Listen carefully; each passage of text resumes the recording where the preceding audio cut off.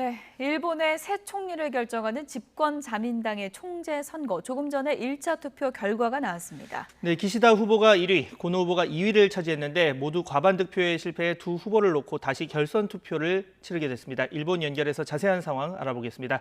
이경화 특파원. 네, 도쿄입니다. 네, 이 투표 전에는 고노 후보의 선전이 예상이 됐는데 예상을 깨고 기시다 후보가 1차 투표에서 1위를 차지했죠. 네, 그렇습니다. 조금 전 끝난 자민당 총재 선거 1차 투표에서 기시다 후보가 256표를 얻었습니다. 전체 762표 가운데 약 34%를 차지해서 1위를 기록한 건데요.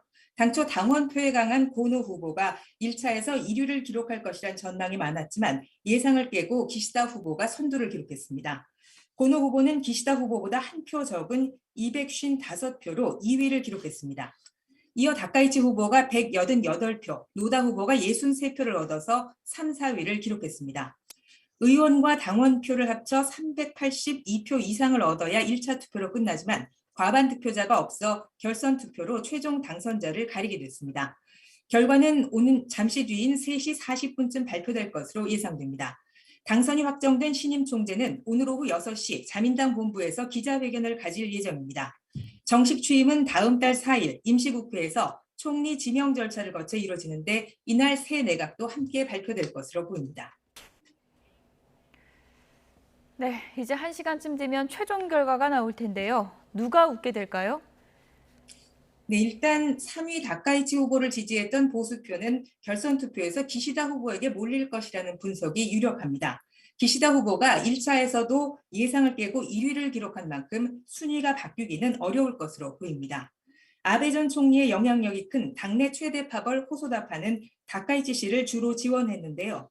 기시다 후보는 아베 전 총리와 같은 해 당선됐고 2차 아베 내각에서 외무성 장관도 역임해서 원만한 관계를 유지하고 있습니다. 이 때문에 이 파벌에 소속된 100명 가까운 의원들을 시작으로 당내 보수파가 기시다 후보에게 결집할 가능성이 높습니다.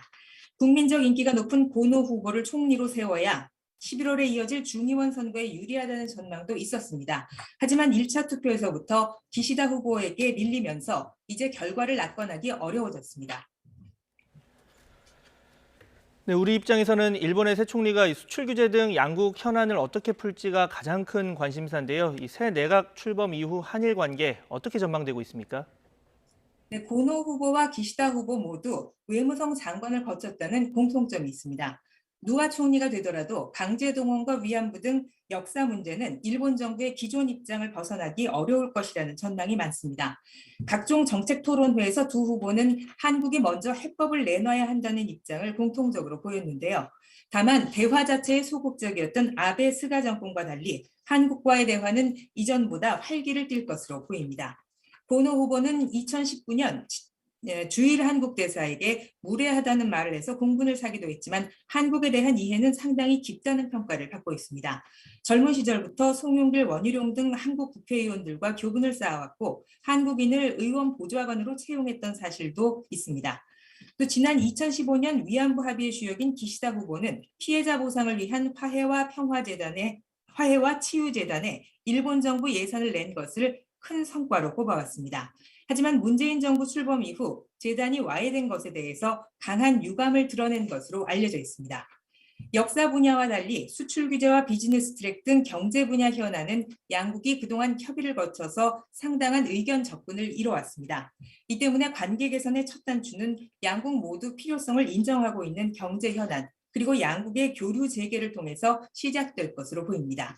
지금까지 도쿄에서 YTN 이경화입니다.